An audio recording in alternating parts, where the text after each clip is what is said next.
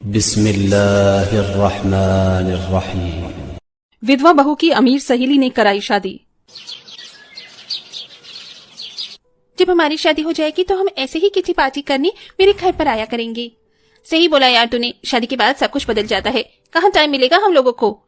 हाँ कृतिका, तुमने बिल्कुल सही कहा। शादी के बाद हर कोई घर गृहस्थी में रहकर हो जाता है, फिर बच्चों को संभालो, पति की फैमिली, सब कुछ देखना पड़ता है। मैं तो इतनी जल्दी अपनी फैमिली स्टार्ट नहीं करूंगी। पहले अपने पति के साथ कई बार हनीमून के लिए चली जाऊंगी, तो उसी 3 साल तो मेरे ऐसे ही निकल जाएंगे। उसके बाद बच्चों की प्लानिंग करूंगी। आरती ये सुनकर हंसने लगती है। ये तो तुमने तो पहले से ही सब कुछ डिसाइड किया हुआ है, जैसे मानो अपनी कहानी खुद ही लिख रही हो। चलो अच्छी बात है, भगवान तुम्हें ऐसे ही हमेशा खुश रखे। आरती अपनी दोनों सहेलियों से बहुत ज्यादा गरीब थी।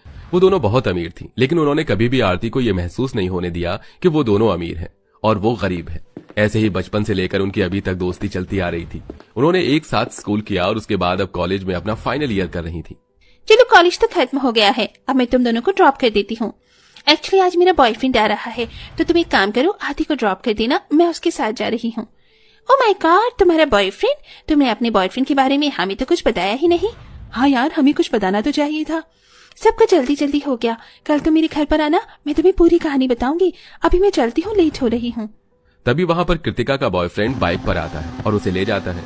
इधर शनाया अपनी गाड़ी में आरती को बिठाकर ड्रॉप कर देती है, जहाँ शराब के नशे में आरती के पिताजी उसकी माँ के साथ बहुत बुरा व्यवहार कर रहे थे। अरे मैंने जो कह दिया सो कह दिया। मेरी बेटी की शादी मैंने जहाँ तय की है वहीं होगी। अजी आप पागल हो गए हो।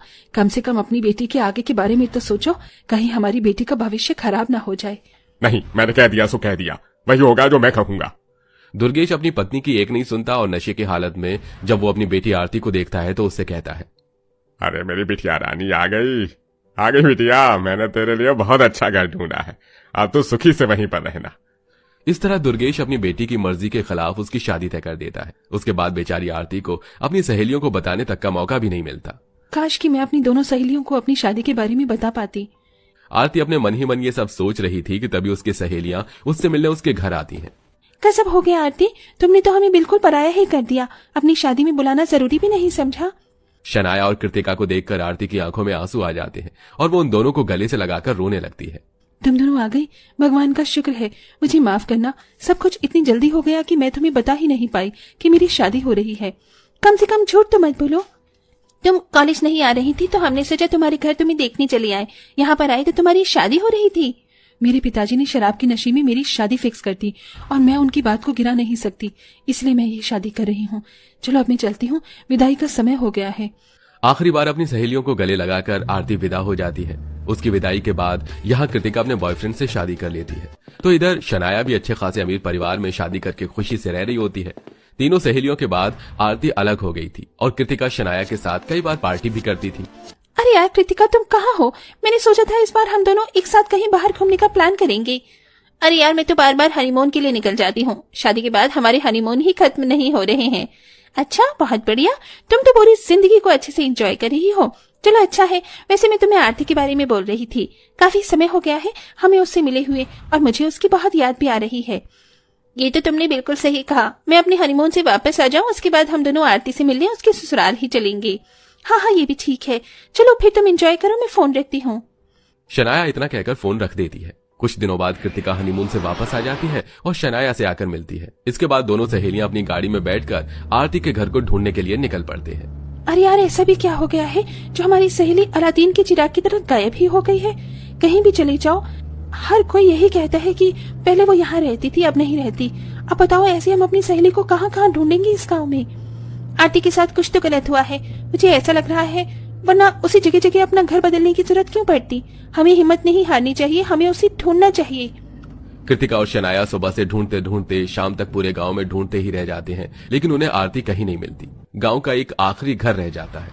यहाँ भी आरती नहीं मिली तो हम लोग क्या करेंगे? भगवान से ये दुआ करेंगे कि जहाँ भी हमारी सहेली हो बस खुश हो और ठीक ठाक हो। कृतिका और शनाया उस घर के दरवाजे पर खड़े होकर दरवाजा बजाते हैं।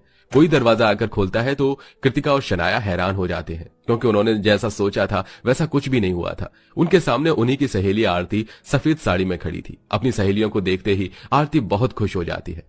ओह माय गॉड, मुझे तो विश्वास ही नहीं हो रहा। क्या तुम दोनों मेरे सामने खड़ी हो? बहुत सुंदर लग रही हो। कितने दिनों बाद मिल रही हो तुम दोनों से। अरे क्या हुआ, तुम अचानक से उदास क्यों हो गई? माफ करना आरती, मैं ये पूछना तो नहीं चाहती, लेकिन तुम्हारी तो शादी हुई थी ना, फिर तुमने ये सफेद साड़ी क्यों पहनी हुई है? क्योंकि मेरे पति अब इस दुनिया में नहीं रहे। ये सुनते ही शनाया और कृतिका को एक बहुत बड़ा झटका लगता है। चलो अंदर आ जाओ, मैं तुम्हें सब कुछ बताती हूँ। आरती शनाया और कृतिका को अपने घर के अंदर बुलाती है। दोनों अमीर सहेलियां उसकी गरीब हालत देखकर हैरान थी। मेरे पिताजी ने मेरी शादी एक ऐसे इंसान से करवाई थी जो बहुत शराबी था।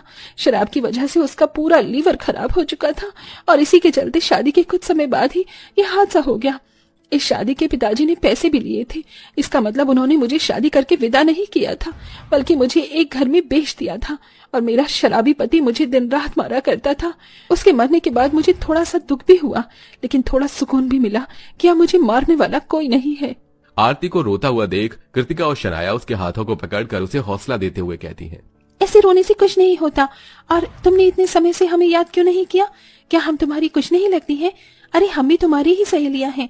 अगर तुमने हमें बताया होता तो हम तुम्हें इन परेशानियों से बाहर निकाल लेते और तुम्हें इतना सब कुछ बर्दाश्त नहीं करना पड़ता।